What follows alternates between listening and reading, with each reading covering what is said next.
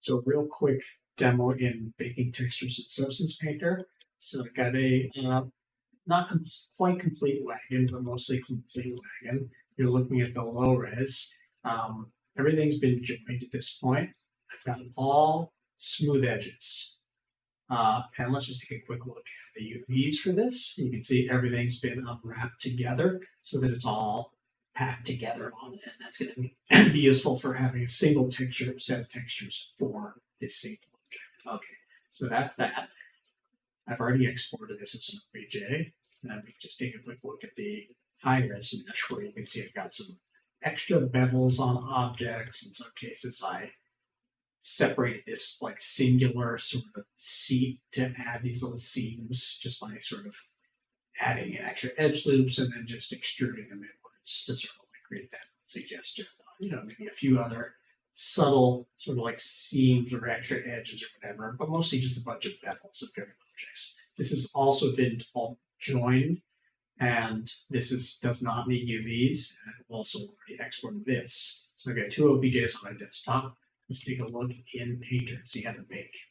So minimize this. So I already loaded in the low res mesh. You can see there's the UVs and all that stuff. We're going to switch our mode up here to bake mesh maps. Then what we're going to do is we're going to go to this top sort of right icon. I recommend you choose an output size that's higher than probably what the default is. Probably it will be 512, so let's switch to 2048 for this project. Then in this section that says high definition meshes, you're going to see an empty, this is really a list. There's nothing in it yet. I'm going to click on this little page icon. This allows me to navigate to my high res mesh. So now that I've got that, you're going to start to see this sort of overlay. I'm going to, by the way, click on this icon again just to hide that panel. So basically what we're looking at here is sort of a distance or a range that the low res is sort of like reaching out to find the high res information. And this is really too much in this case. So I'm going to go ahead and just dial this back a little bit. I believe I can do it back in that same panel there where you see there's this max frontal distance. I'm going to start to drag that down.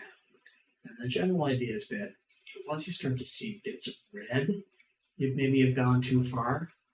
So in my case, we can just increase that. I'm not actually sure what's going on with that little area right there. So I'm actually just going to ignore that. But that's the general rule of thumb, is that you're trying to avoid little bits of red.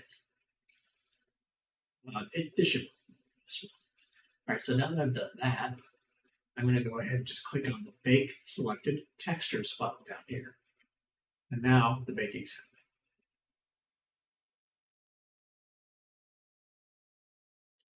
That's it.